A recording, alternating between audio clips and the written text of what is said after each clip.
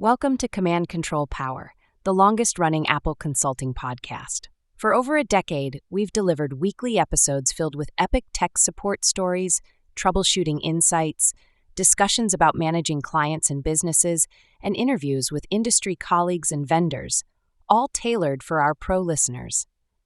We also offer exclusive content through Patreon.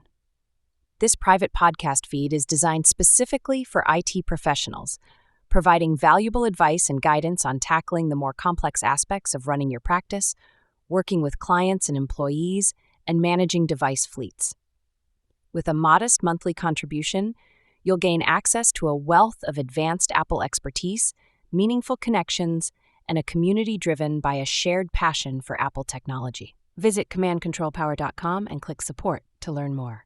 And now, on to the show. Welcome to another episode of Command Control Power. Thanks everybody for listening. This is a public show. We've just finished recording a patron-only show.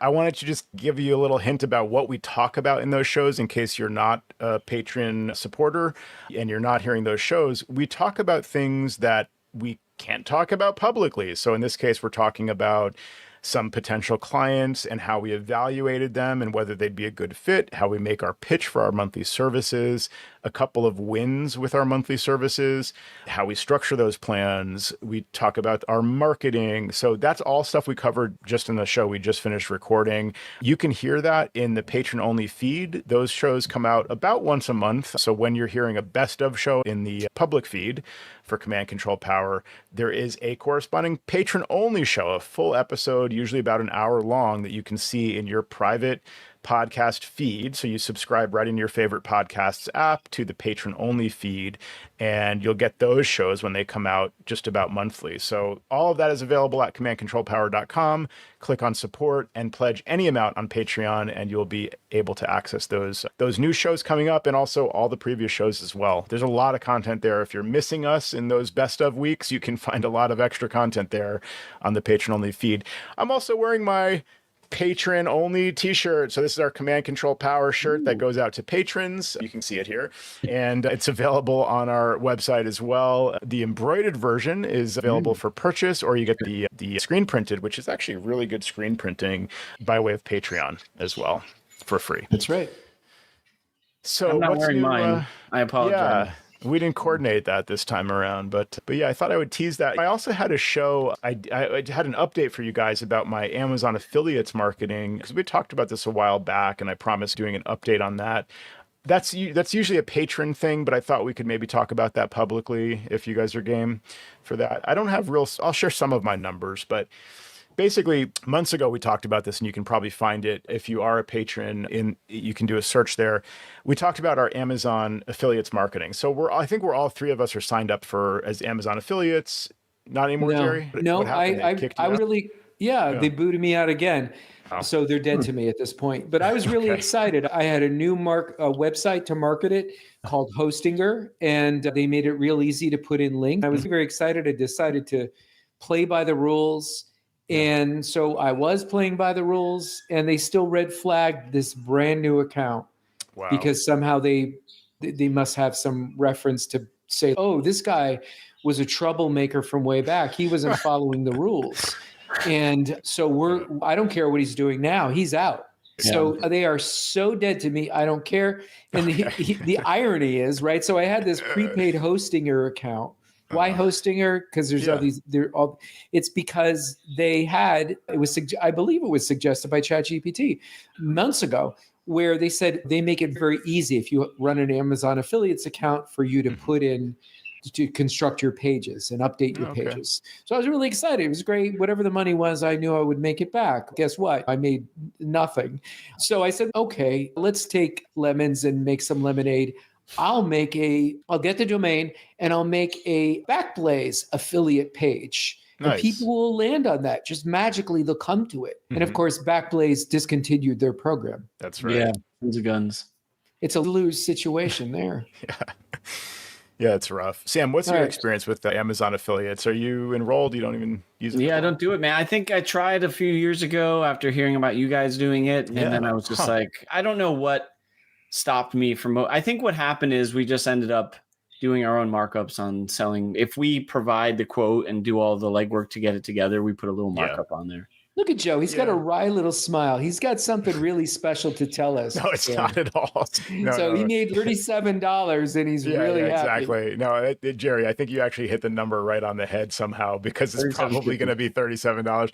But no, You've been hacked, Joe, and I'm in your computer right now. So in the world of affiliate marketing, like, no one's making a lot of money. It seems to be, unless it's like your full-time gig, maybe. It occurs to me, like, we promote so many products and services, and we sell a ton of stuff, a ton of accessories and things through Amazon. Usually we're always linking to Amazon. That's what everybody wants to use if it's available there. And also we're not selling Apple hardware. We're linking people to Apple hardware through the Apple custom store. So that's for business. And we have those set up for those clients. And these programs get us a little bit of a kickback, very small, barely moves the needle. But to me, it basically covers the effort I'm putting in researching stuff for clients and sending them links of what to order, aside from the consulting time that we're going to get to actually integrate it or configure it. Sometimes you just recommend a hard drive and they just plug it in and they're good to go. So it's not always there's billable time, and we're still spending time doing it. So that's how I look at, maybe it offsets that time a little bit. And why not collect a little something on the side? So Amazon, the operative word was little. You get very little on the side for what I've been doing. And what I realized months ago was, to Jerry's point, we were linking people directly to the Amazon store, Amazon.com, to the product with our little tag at the end. They call it a query string, whatever it is, like question something equals my little code, my little affiliate code. And that's how they know they came from us, right? I thought that was good enough. I didn't realize, despite I should have learned this lesson years ago when they booted me from the program. After an appeal, they let me back in.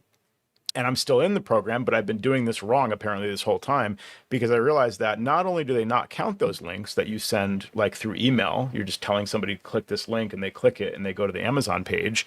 Not only do they not count them, but they also can count those against you. And I think that may have been why you got booted out, Jerry, and I got booted out. Against you? Yeah, because they see that this person has an Amazon link that says they came from you, but there's no referring page. I think that's how they track it. So it's that link has to show that address in the URL, but it has to say that the back button would take them back to your page, like your website that's registered with Amazon. So your actual URL, and a page on your site that is linking them to Amazon. If they get there through some other means, like they copied and pasted the link, or again, through email, Amazon doesn't give you credit for it. And apparently over time, they might count that against you. Like, where is the page that these links are coming from? So they actually found, here's where I finally realized how they actually track that. So Amazon reached out to me at one point and said, hey, you're sending us traffic from this repairshopper.com or whatever. I don't even know my own URL, but I use Repair Shopper to manage my company, and it's basically my ticketing system. So I will link clients to an Amazon product page through my ticketing system. Same as doing it through email, right? So Amazon sees this link and says, what is this Repair Shopper page? We just need to see that page that they're being referred by, as if it's a private page for your customers on Repair Shopper. In fact, it's a ticket custom for each client, right? In each issue. Amazon is basically asking, if this is a private section where only your customers have access to it, you can use that, but you need to give us an account so we can see that page or whatever. And then I realized, I'm not supposed to be linking to Amazon through that page at all, basically. Because obviously Amazon sees the referring page. My point is they can't get to it because it's a ticket that the client can see only, right? Yeah. So that's when I learned the lesson, and I realized, okay, I actually need a page on my website for this. So what I did was I mentioned this months ago, so I created a recommendations page on my website, and I linked to it in the menu. Why not just have some organic traffic when clients go to my site and they see, oh, he's got some recommendations there. Oh, look, he's recommending this monitor. I could use a new monitor. They'll buy the monitor. So that's all publicly listed on my page. Ooh, looks good. Yeah, now you found it. Nice. Now, instead of linking a client through an email or through a ticket to Amazon.com/whatever my little code is, I will link them to my recommendations page. and I will say, just buy the 2 terabyte SanDisk, whatever hard drive on there, or G drive or whatever it is, the 2 terabyte model. And so they'll just click the link from my recommendations page, which is the correct URL and has the correct referring page that Amazon can track as, yes, this is a valid source of this traffic. And so I wanted to see if that would move the needle. It doesn't seem like it does much for me still, to be honest. And probably that's because most of the products I'm selling are like a hard drive for $100, which might be $1 in affiliate revenue or something. I don't know exactly what the percentage is, but it's like very small. So you're going to have to sell a lot of hard drives at $100 a pop to really move the needle. However, I have more to that. Sam, what do you think so far, since you're sitting there browsing my website?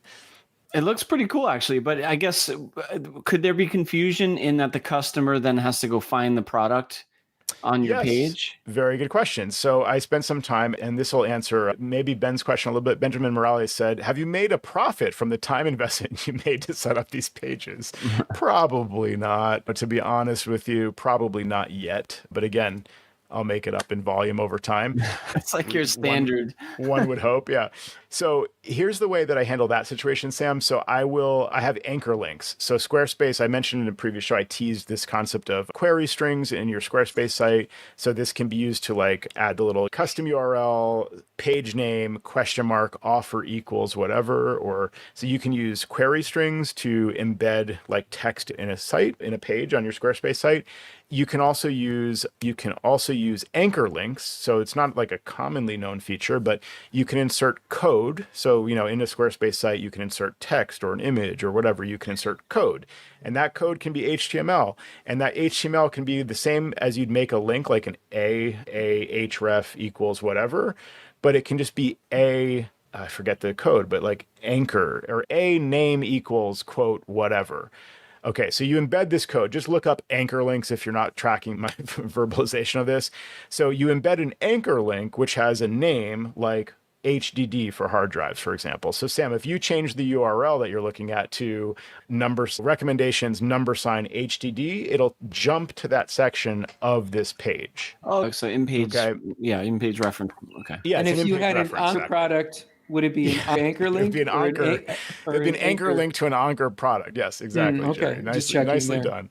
Nicely done. Yeah. So Sam, that's a great question, because if I don't want to make it harder for my clients, right? So if I'm linking them to the recommendations page where they have to scroll 5 pages down to find the hard drives and then try to see, what did he say? He said 2 terabyte what now? And they have to click the right link there. That's already too much work for them. So at least I'm linking them to the hard drive section of my recommendations page, or likewise, I'll link them to, if I'm trying to recommend a monitor, an external monitor. I have those at the top. I have a link to that. So, by the way, your portable power station is currently unavailable on Amazon. Yeah, I know. I got to update the URL.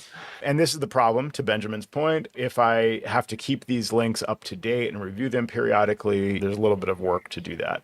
So anyway, I thought I need a way to recoup some of this. I want to just see if I can make some money on this affiliate program before I just give up entirely. So this was my effort to do that.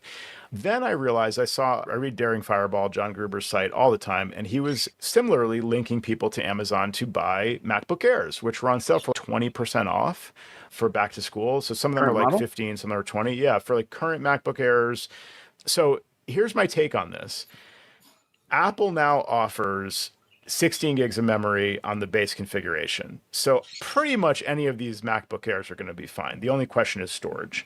So there's a good number of people that they want to buy a MacBook Air for their kid for back to school, or they just want one for an employee, but they're not set up with a custom store, or they're getting a new Mac for themselves and they just have a relatively small amount of data. So you can link to the 256 gig base model or the 512.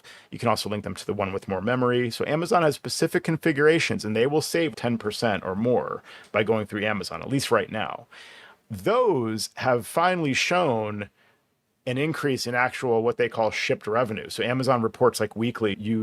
Basically every week it says, you haven't referred enough revenue to us to even see a number here, like is what they usually say.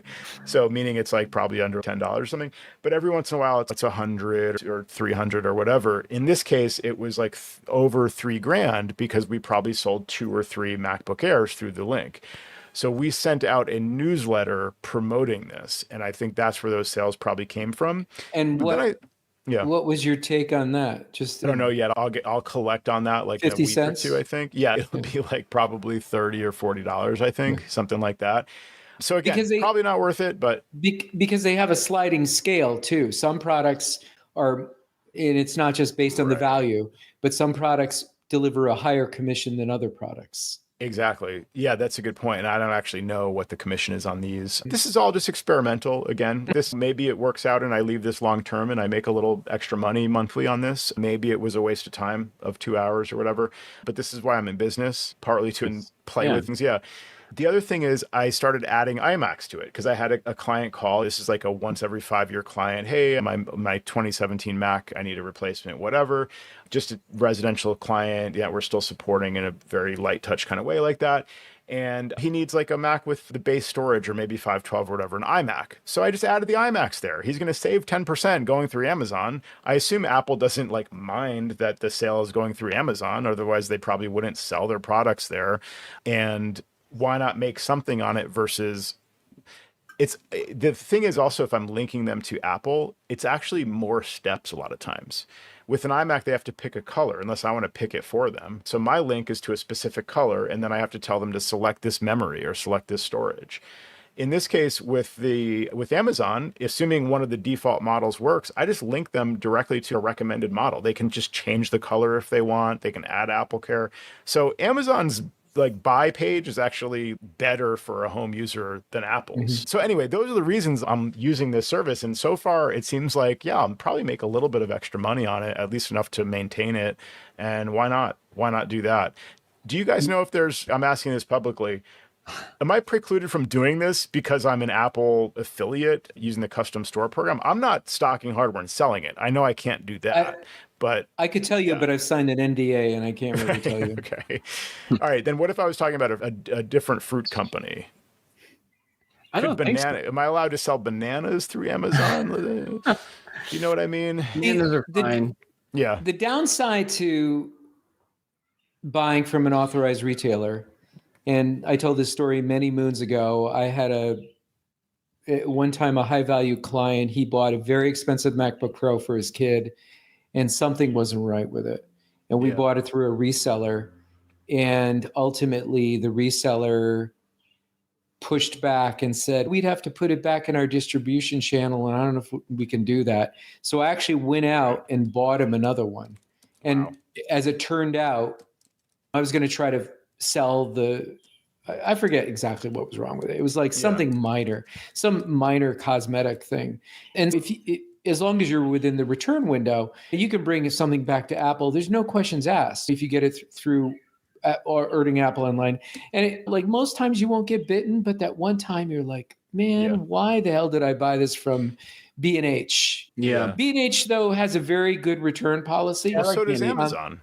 So does Amazon, right? If they're not happy with it, that's between them and Amazon. I provided a recommendation. Sure, I included the link. They bought it from Amazon. They can return it probably very easily. And I don't see, I don't know what the harm could be, but it's more a question of does Apple frown on this or explicitly prohibit it? I just don't see how they could. Amazon is a licensed reseller for Apple, so it should be fine. Yeah, I don't see where that would be a problem necessarily. But do you make money on the custom store? Yeah, do you leverage we also that? have. Yeah, I have in various client custom stores, and we get whatever small percent. It's, again, mostly just covers the time it takes to send all these recommendations and evaluate their systems and things. So I've never shared this publicly, but we're amongst friends here who listen, and I know you guys know this. There are some affiliate programs out there that have been extremely generous, and maybe that's the sun is setting. I've mentioned it before. So there's a product called Daylight, which is a content management system. Let's hear it. I'll let What's Joe that site do it. again? Yeah. DaylightMac.com. There you go. DaylightMac.com. And I have been in that program for over 10 years. And just one time as a fluke, they said, we want you to construct a website. Like if you get referral fees from Drive Savers, they often say, we've given you an affiliate code. We would really like you to construct a website. So I've done that, and I've used it sometimes in the past. But I can tell you that selling Daylight over the course of the 10 years, some years, and I kid you not, I made $12,000. Amazing. Nice. Yeah, and I've never talked about this publicly because I didn't want somebody else to put getdaylightmac.com because I don't think I own that domain. Oh, And jinx me. Yeah, but there's an opportunity if you're listening and you're industrious. But they're extremely fair. And the reason why they're fair, I'll tell you why, because they're Canadian. And the Canadian people as a whole are they're reserved and they're fair. I say that kind of cheeky, but I sincerely mean it. They're gentle men and gentle women. They're gentle people. They don't. I have an example, which is the exception that proves the rule, I think. Not any colleague of ours, but a company I've done business there that was very dishonest. But again, to your point, I think that is the exception, and it probably proves the rule. So you came across a shady Canadian at one point or another? Yes, at one point in time, yes. The other thing I wanted to mention was Drive Savers. So if you sign up for Drive Savers, you send somebody your affiliate code, they send the drive out, they give you a prepaid label, they'll evaluate the drive, right?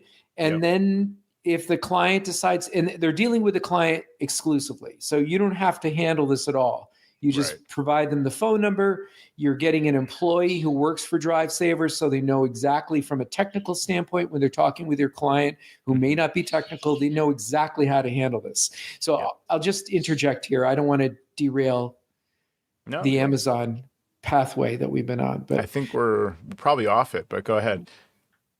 Okay. I think that was it. I'm saying, I think. Okay. So you mentioned G drives. So I had this client, high value client.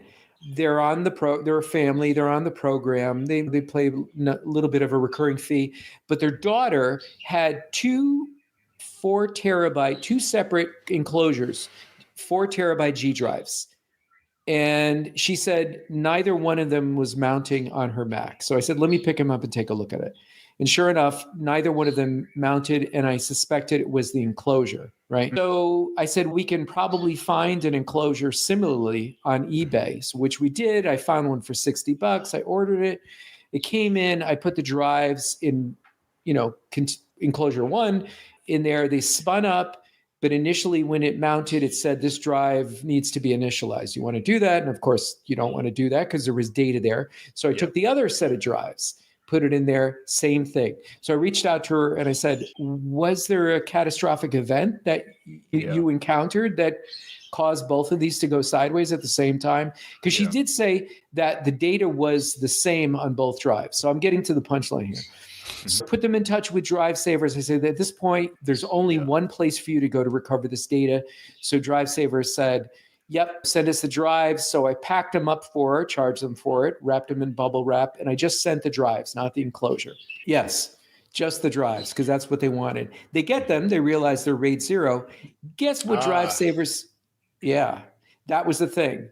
They were set up in RAID 0. Guess what Drive Savers price was to my I want to know, because I was just trying to quote this number to my client, giving a general range what to expect. You're too low, Sam. So again, RAID 0 is different than RAID 1, obviously, because it's harder to recover and for whatever things they need to do to make it special. So take a guess. Oh, man. You go, Joe. $6,500. $5,500. 55. I was going to guess that. And the client, they had to process this a little bit. They said, do you think this is a fair price? And I said, it's extremely difficult recovery. So they took it. Wow. So I will get some sort of commission on this, and publicly I will share what that amount is. I'll hold up the check. So it can be lucrative. It's probably going to be over $300, I would imagine. That sounds about right. Yeah. For you. And they get 10% off using my affiliate code. So whatever, if it's 5,500, they get 10% off of that. Yeah. That's always nice when we can offer something like for the client. So it's not just in our own self-interest that we're saying, use my code when you call them, because I want them cash. But it's also because, they will get, I was just looking at this up with data savers. So Drive Savers is obviously the one that's been around for decades, and they're like what Apple recommends. Probably still. I know they have in the past for a long time. Drive Savers is great to work with for all the reasons you mentioned. They do some of the most advanced data recoveries. They were like the first one to recover data from an iPhone, I think, like things like that. But there's another company called Data Savers, and Data Savers is often cheaper than Drive Savers. they have the option for the type of recovery you were attempting, Jerry, where you get a new enclosure and you put the drives in and it's good to go, no clean room needed kind of thing. And they will charge a lot less for that. So they have a tier 1 kind of service for that. And then if it needs to have they also have a clean room. So if it needs a type of recovery, they will do that and charge you accordingly. And usually it's less than those prices from Drive Savers. However, for a raid, or I don't know if they might charge more for that, probably do, and maybe can't do it in some cases. I would imagine Drive Savers is a lot more sophisticated in terms of recovering data from like some odd types of storage or old types of storage or raids and things like that. So I would trust them. Like my advice to clients is use Drive Savers if you absolutely need the data back no matter what, and you're willing to pay. Like use Drive Savers from the beginning. We won't even attempt data recovery in that case, like just send it to the professionals. But if you want us to try, if we think maybe it's due to the enclosure issue like you were describing, and or you want a cheaper option, we might attempt it maybe, or we'd certainly recommend Data Savers. And similarly, they have an affiliate program and they'll do the free evaluation and they get, I think, $50 off or something like that, the actual recovery. And so there's something there for the client too, and they'll only charge you if they're successful. So it's that similar approach to Drive Savers, but that's a good recommendation. But how much data recovery do you guys hear about anymore? Is it? I know not much out there, right? Except for that photography client we were talking about. That's true. Yeah. But the other thing is sometimes when we will hear about them, they will be pretty difficult because it's like from a Drobo or from a Datto product. The other thing too is that if you're in some sort of a drive failure state, where maybe not like the situation that I described, but it's mounting, but then you try to transfer files and then the drive, we've seen this, gacks and unmounts. You only have so many tries at trying to get that data back. So you don't want to you don't want to send it to this guy and this guy's, I can't do it. And you send it to the next guy and they open it up and it's dust at that point. Yep. If you've got one time up to bat, you want to go with it. You want to work against a good pitcher. Nice. Sorry, Jerry, I'm having trouble hearing you over the birds. Over there. Right. Yeah. So I take it you're not in the clean room if you have birds flying around. That's probably not where you do your data recovery pet dander projects. Does not fly well in the clean room. Not fly well. Flies too well. Yeah. That's a really good point. I had a client recently say, I lost data on this enclosure and we think it's the enclosure. So we take the drives, we put them in another one. They're attempting all this stuff on their own. And Jerry's gone. I'm listening, Joe. I think he's got to feed the birds. It's the same story. They're like, we tried everything, and now we're asking you. And it's especially with data recovery, to Jerry's point, that is really not something you want to attempt every which way on your own before calling a professional. Yeah. There was a time with the spinning discs where I did a little bit more of that, and I was sometimes a bit daring and things, but these days I'm not even going near it.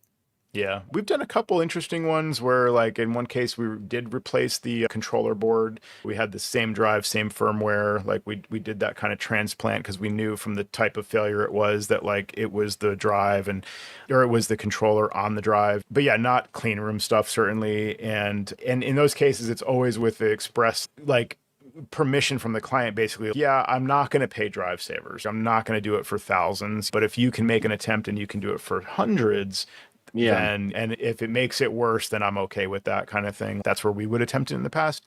We actually became known to Apple as a data recovery option. They'd have people crying in the Apple store and they would send them to us and say, call SIMAC. They can recover your data. So we did quite a bit of that where if we knew it wasn't a head crash situation, like where there's a catastrophic like platter problem where the drive is marginal or failing or just needs a different enclosure or whatever, we had stations set up where we had those Weebitech adapters and you could adapt a parallel ATA, like an ATA drive or a SATA drive, and take the drive out of an enclosure and put in an adapter, all those different things we would do in our office. And they'd have to run unattended sometimes for a long time. Maybe you'd rebuild the directory with Disk Warrior then you get the drive to mount, then you do the clone to the new thing. So we did have a lot of success with that. But obviously when we closed the office, breaking news, Jerry, I don't know if we closed our office in Norwalk. Yeah. Good Lord, I had no idea. Yeah, we did close it. And so we came up with little text expander snippets snippet when we close the office saying, oh, thanks for your interest in data recovery services. And we now recommend our partner Data Savers. And here's our little affiliate code. And you get free evaluation and $50 off. So, little snippet on how to contact them. And that was it. When you guys were at ACES, Angela Kiri or some representative from Drive Savers made a presentation. Did anyone check that out at all or no? Yeah. Or did they just have a table? Yep. Yeah, she had a table. I did speak with Angela. It's funny because it's like putting a face to the name, a name we've known for 20 years. Like she's been with them for a really long time in our rep in our area. And I basically just said to her everything we've just been talking about. I rarely hear about data recovery anymore. Knock on wood. It seems a solved problem pretty much these days, even though there's a lot of clients that are skating by with hopes and dreams and not backing up. But solid state drives seem to be a lot more reliable, I would say, than hard disk drives.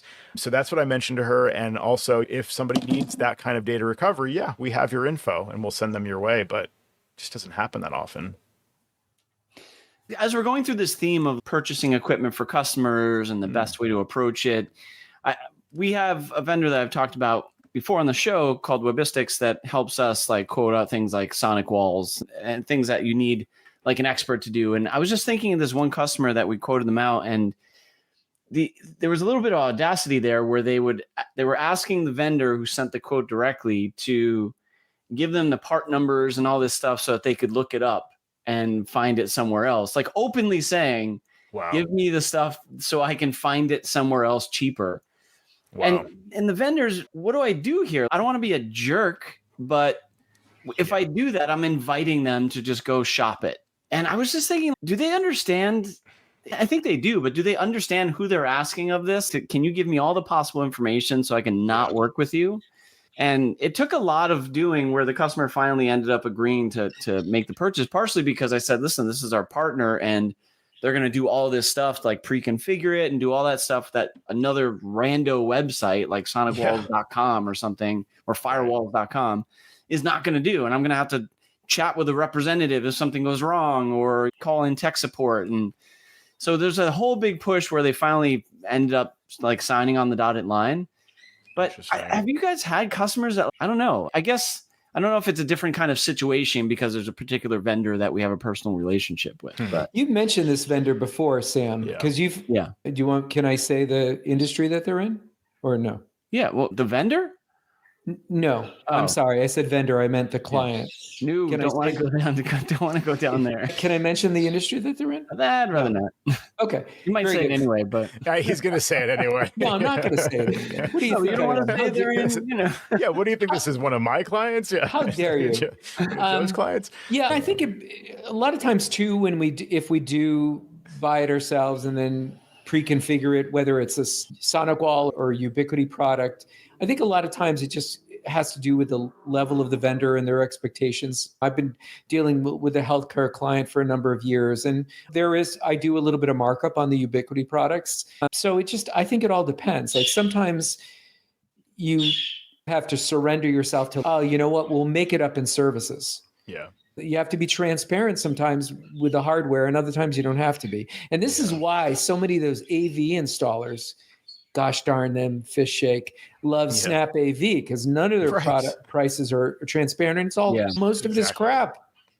Yeah. Except for the Wattbox. Yeah, I was going to say, I like the Wattbox a lot. Yeah, which I still stand behind. Yeah.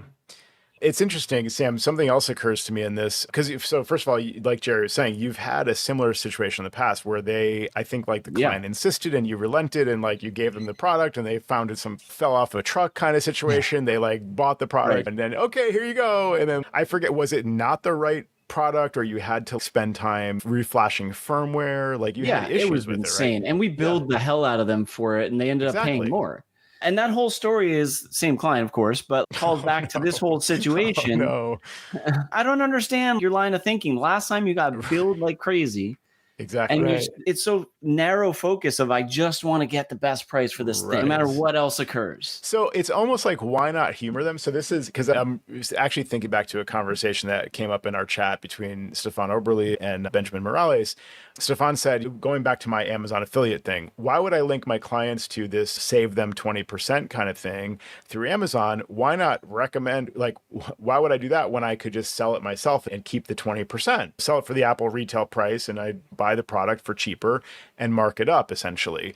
And Ben said one option keeps money in your customer's pocket and the other puts your customer's money in your pocket, which, by the way, we're all in business to do that. So it's not like that's necessarily a bad thing. But he says, if your revenue model is sufficient, why not build loyalty by saving your customers money? So I'm thinking back to that and thinking, okay, there's different ways to slice this. Yeah. But in your case, if their option is maybe I can shop around and get a better price even than retail, or let alone avoid paying like a marked up price for this one vendor who's going to spend the time evaluating with me what I need, spend the time pre-configuring it, shipping it, taking care of everything, basically. I don't want to pay for all that. Yes, I want all those services, but then I want to shop around and get it for cheap. You could say, here's the stuff that you need, and you can buy it from this vendor and we're all good. Or if you want the model numbers and you want to shop around, then we charge you for the 2 hours of time that we spent evaluating your needs, preparing the recommendations, and giving you this punch list of equipment. Like, you're welcome to shop around. Maybe you get a really good deal. And they're thinking, oh God, I'm going to save like $300 on the hardware. Yeah. And they just want a good deal. And they don't care that they're going to pay you 1 or 2x that or something in hourly. Okay. That's crazy. Like, from the top. Crazy. But don't you think and there's a chance that they'd be like, okay, let's do that option. Just charge me. And there's a lot of shady firewall dealers out there. Oh, yeah. That's true too. Yeah. That's true too. Yeah, you I could have a kind of supply mentioned chain attack. You could have somebody that's inserting a chip in the firewall that's sending all their traffic out, and you have no idea, technically. That's actually, you can throw the paranoia point in there too, because you could make them think this is the one piece that your whole network, like all your traffic goes through there. Do you really want to trust that to some shady site? Exactly. That may not be an authorized reseller. You might be getting gray market product, something with an international warranty, not even a U.S. warranty. Yeah, that's a good point. What about warranty stuff? But maybe it's not just either buy it from our vendor, or there's the potential that we're going to, or else we're going to spend a lot more time configuring it or working around problems.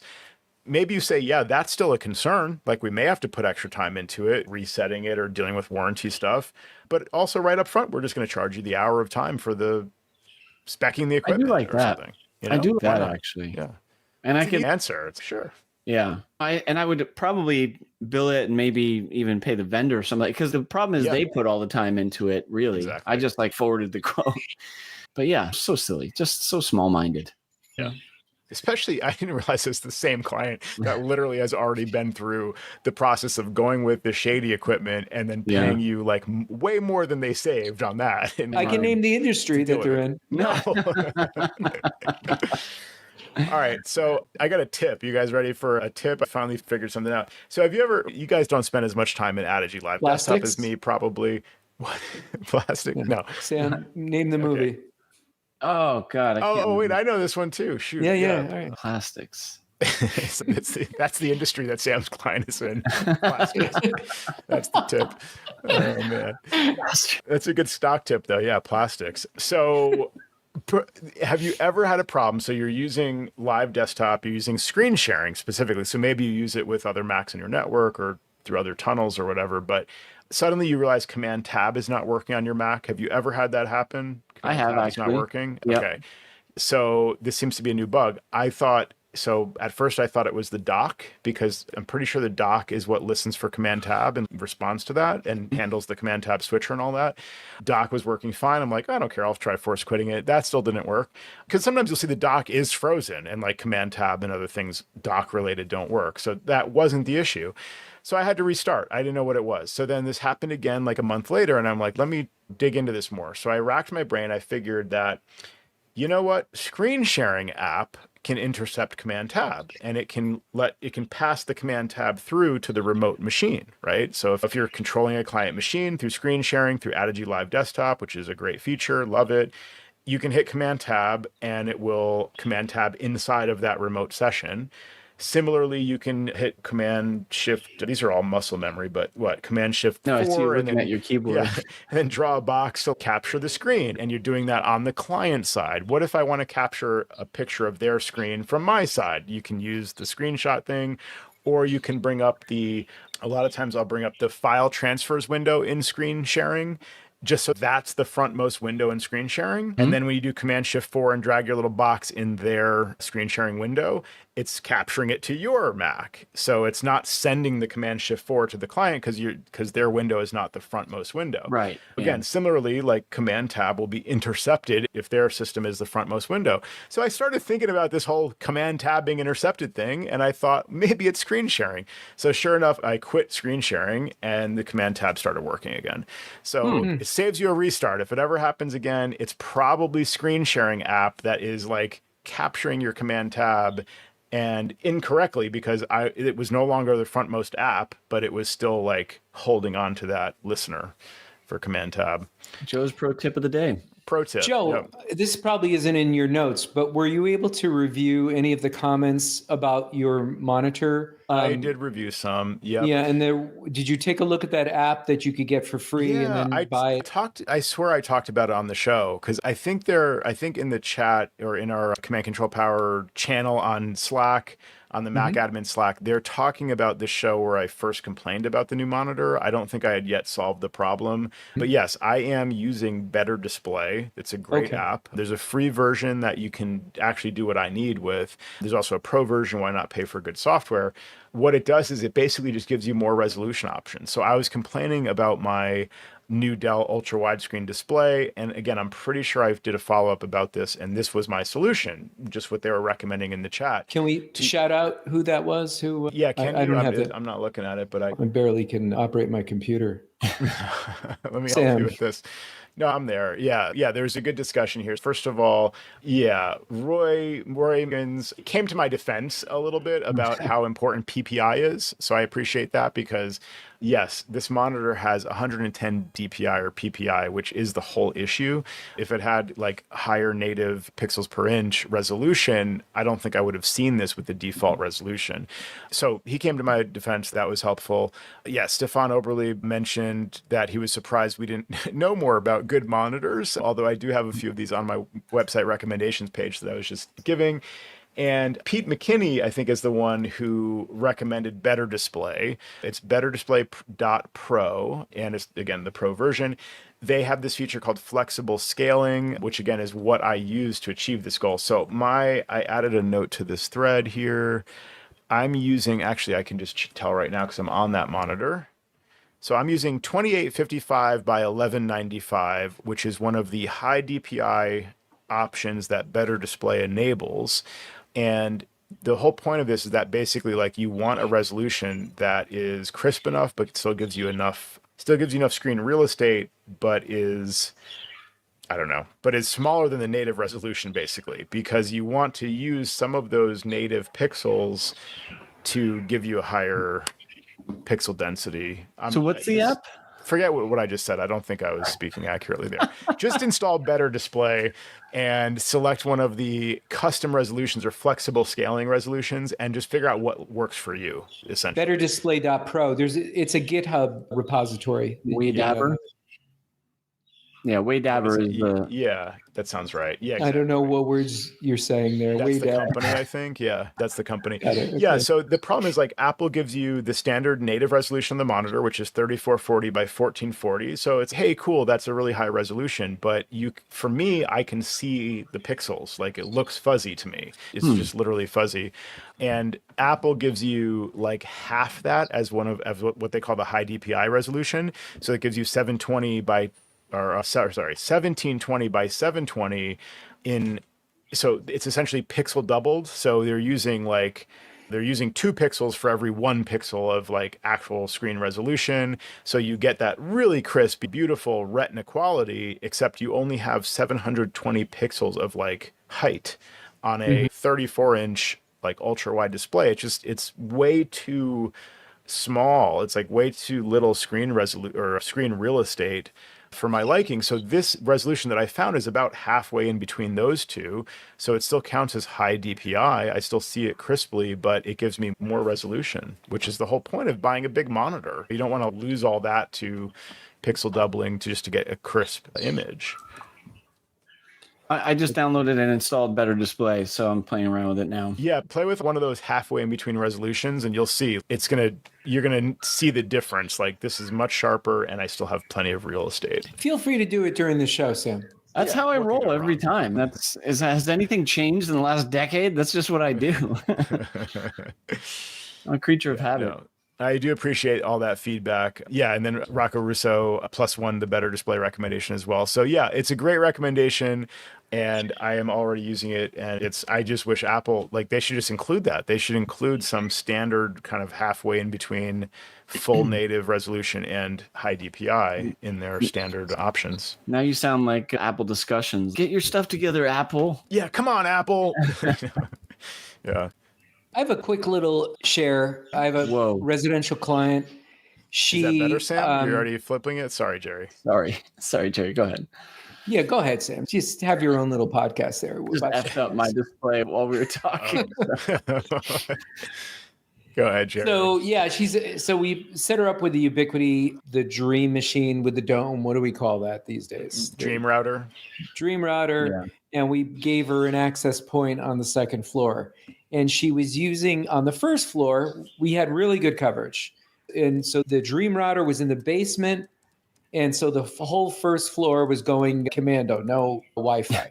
And the house was built like a brick house in the fact that you couldn't just run a wire anywhere. And miraculously, they had a Cat5 drop on the second floor, like on the wall. So they must have had this done, but there was nothing on the first floor. I went other than where the TV was, and somebody, before she moved in order to seal the deal of buying the house, this is probably too much information, they put a faux panel behind where the wires were for the TV. So you couldn't get access to that without taking a Sawzall and taking out. Yeah, so I wasn't going to do that. So I'm like, maybe we could put a U7 Pro on the second floor, which didn't really give us better coverage than the long range AC Pro, which goes back a few years now. Yeah. But that's one that you used to use regularly, right, Sam? The AC Pro long range LR. Yeah, but it was doing it was doing just as good job. So the problem was on the first floor, she was using an Oculus Rift. Okay. That's what the kids call them, right? Yeah. And I didn't know this at the time, but she was playing golf games and she would constantly be dropped. And she's, I don't know what happened. This never happened before, blah, blah, blah. And I said, did Xfinity come to your house and do? No, they didn't do anything. Because when we left there, when I did the initial install, I made sure that the radios on the Xfinity, because the Ubiquity product is in, what do we call that? Double NAT. Probably. Double NAT. Yep. Thank you. And so I made sure that the radios were turned off on the Xfinity product. And she said, I don't know, blah, blah, blah. We put in the new U7 Pro up on the wall. I'm checking it out on the first floor. And all of a sudden I get dropped on my computer. And I'm like, what the heck? So I go down to the Xfinity. I plug in directly with my laptop. We don't know what the password is. So it took us like 40 minutes to talk to Xfinity and talk to somebody who lives in this country to reset the password so we could access the console again. Because you can't do this from the app. So guess what? We accessed the console. There was a duplicate SSID. Of course. For her. Yeah. So she would be on her Oculus and she'd be playing her golf game, and all of a sudden it would jump to the Xfinity because it could still reach that signal. And then it would jump back to the Ubiquity. Yep. So and she was like thrilled to death. I had to charge her for 2 hours because it took me much longer than I expected. The moral to this story is just never assume things, even if you set them up previously. You just got to check all the time. Yeah. I've seen that with the local ISP too. Yeah. And those Xfinity boxes you have it in double NAT because it can't be turned into that bridge mode, correct. Right? Yeah. Yeah. Because it's a residential account. Yeah. What a pain. I found with both issues, so the workaround is it's in double NAT. So it's going to be broadcasting Wi-Fi. Maybe you can't turn Wi-Fi off because they don't let you do that, but you turn the radios down or you change the SSID. So this kind of thing. So you can do that workaround. or like maybe you can put it in bridge mode in certain circumstances. But in either case, I've seen it just reset itself back to the factory settings, goes out of bridge mode, goes back to double NAT, which might take your network down depending on your settings, or it will go to, or that, like in your case, Jerry, maybe they did a firmware update and the firmware like sets the radio strength. It's not like it just uses the old setting and imports it. It just like changes it back to the default. Yeah, but it was the SSID that was the same, which the SSID was, believe it or not, 1701, the address to the house, Sure. Yeah, which is fine. Yeah. So it could have been she had an outage. She calls them up. They're trying to do tech support. And they're like, oh, what's the Wi-Fi access point that you access? And she said, oh, it's 1701. And they're seeing it's not that. And somebody remotely changed it for her. I see. Yeah. Right. Yeah. Right. So that's another thing too. So never assume anything. Yeah, never assume. Exactly. It's a good. Now you were mentioning the area for you and Sam, those routers, those modem routers are particularly difficult in the residential setting that you can't, like you said, you can't even access them anymore. Yeah, I don't know if that's your experience, Sam, with those. Yeah, with the Altice, like Altice, new boxes. I would have to ask Matt, to be honest, because ever since those have been in play, I haven't been going to homes doing that stuff. Yeah, same. I'd have to ask Tim about those. But from what I know, our team, Jerry. We'll get back to you. Ask our teams. They're worse, as what I've come to understand. Like what Altice did, which is a company that bought Optimum, or Optimum bought Altice, or whatever. Just this great never-ending merger of every company into one big conglomerate. Oftentimes, obviously, quality goes down because they're prioritizing other shareholder profits and things. Altice installed these devices, or Optimum installed these Altice devices that are. It's one device that can be everything. So one device will be your main modem router and cable box, or the same box can go plug in somewhere else and just be a cable box, and it's not even a cable box anymore. It's an IP-based streaming thing. So there's one main connector on the network that then distributes content to everything else. It's a little confusing on how that actually works in practice, but the equipment is worse, is the bottom line. And so we try to avoid it, but in some cases, you just have to go double NAT and just live with that. Can you find Jerry in the train station? Do you see him in the... No, it's like, where's Waldo? Yeah. Nice. Yeah, no, I'd be curious to ask Matt about how those are holding up. But I think Altice bought Optimum. I think that was the direction that it went, if I'm not mistaken. Altice bought... Okay, got it. Yeah. It's funny because I hadn't heard of them prior to that, and I thought Optimum was pretty big, but yeah.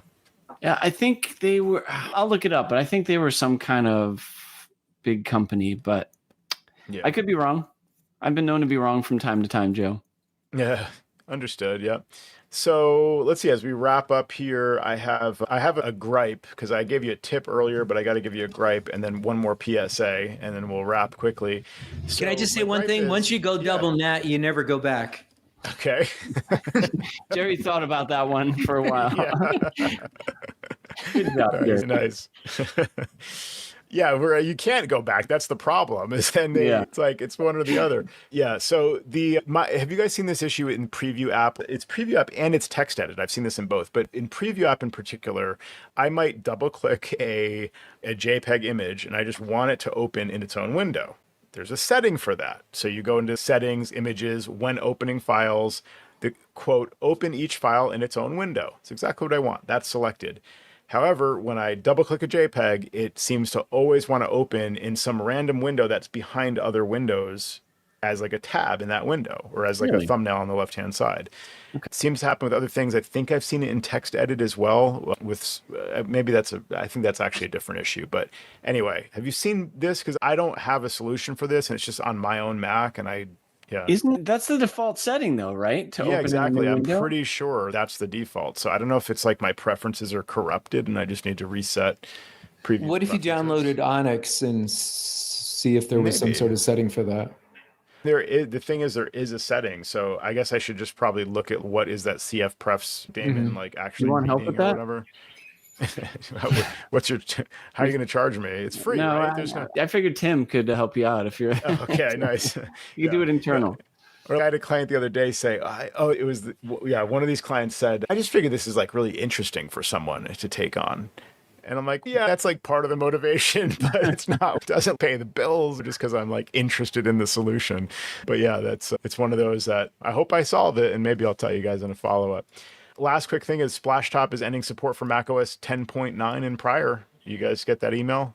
But that's fine with me. I know, right? Yeah, exactly. They're ending support for TLS 1.0 and 1.1 at the end of September, and that's important for security enhancements, which makes a lot of sense. They really shouldn't be supporting an outdated protocol like that. But that means that those older clients won't work. So Windows XP, Vista, Server 2003, and Server 2008 are one. So hopefully you guys are not maintaining any of those systems anymore. Wow. Mac OS 10.9, maybe there's a couple out there. Maybe you hear from somebody, probably not a big lucrative gig that you want to take on. Also, Android version 4 and iOS version 4 are also unsupported. So I didn't even know iOS 4 had any kind of mechanism for supporting Splashtop, but yeah. Apparently it did. But yeah, so TLS 1.0, goodbye. I'm proudly cutting them loose. They come up for renewal in a week, and I've already turned off the auto renewal. I'm done with them. Wow. All right, you did it. Because I saw your question on Slack. So yeah, nobody said there was no edge case that you had to worry about, it sounds like, for keeping Splashtop. How are you handling, or maybe you're not, but like removal of the client end software? Big Atlantic. Fair enough. I'm just not rebrand it as Big Landed and then leave it. Yeah. I wrote a script because I went through the same process when I dropped TeamViewer. So I wrote a little script based on TeamViewer's list of make sure you delete this and this and this and this from your launch daemons and your whatever. So I just made a script in Adigy and I push that out once in a while when I see I still have my TeamViewer on some random old Mac that I'm managing. I also have a script I can detect it, obviously, but I usually just use the script selectively to, if I see it, remove it. But that is a good question because I don't like leaving that stuff behind, but to each his own. Sure, you're right, because it is branded, the few that I had. But I didn't have that many. And these are still clients that I'm working with. I just can't pay them that extortion money anymore. No, Also, there's a difference between the unattended versus your random SOS download. I wouldn't worry about that. That's not installed per se. Maybe I'm speaking out of school, but this is why people tune in. And if you were patient enough to wait till the very end of the show and you're using Adigy, a couple of people let me in on a little secret and I let you guys in. If you add, and I told Joe about this, if you add one iOS device, and it could be your own phone, to Adigy, if you have a client download the SOS generic app from Splashtop, you go into your device in Adigy, and there's a little Splashtop icon. You click on it, and it says, give me the code. And as soon as you give the code, it works. Excellent. It works to connect to any device with the code. Yeah. So they read you the code, and you put it in. It's a great little feature or whatever. Does that work on iOS 4, Jerry? Do you know? Joe can test it on his Snow Leopard machine that he's using as his primary computer. Okay, quick pop quiz at the end here. Which OS version is 10.9? Maverick? Monterey. I think Sam got it. I'm pretty sure it's Mavericks, right? Oh, I'm sorry. Yes. Yeah. Is this on the quiz? Yeah, that was the quiz. So you won 100%. Nice. Mavericks is right. Yeah. Nice. Isn't it Maverick? It's not Mavericks. Plural. No, it's plural because it's named after the surf spot in California. It's called Mavericks for some reason. Yeah. I was thinking because I'm a Maverick. I was just Maverick has the ball. Yeah. Nice. All right, guys. Good talking to you all and good show. Thank you all out there for listening to another episode of Command Control Power. And once again, we have a lot more content behind the scenes. We've released like monthly episodes for the past few years on Patreon. So if you miss us and you want more content and you just can't get enough Command Control Power, you can get more Command Control Power by going to commandcontrolpower.com, click on support, and pledge any amount on Patreon. We'd love to have your support there. We find it very encouraging. And you not only get access to all the back catalog of every public show we've ever done, 600 episodes plus, but also you get the entire behind the scenes catalog of all the shows we've done through Patreon, where we speak more candidly and openly about the clients we deal with, the teams we manage, our marketing, our faults and foibles and faltering on our businesses, as well as our live streams like our listeners today who've contributed. Thank you all for listening and supporting us at commandcontrolpower.com. See you next week. That's great.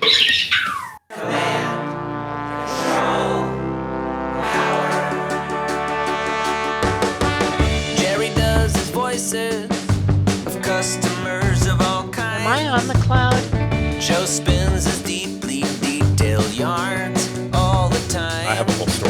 this. Sam is on the road again, phoning in from a hotel. At least we know where I am. Half a century combined of Apple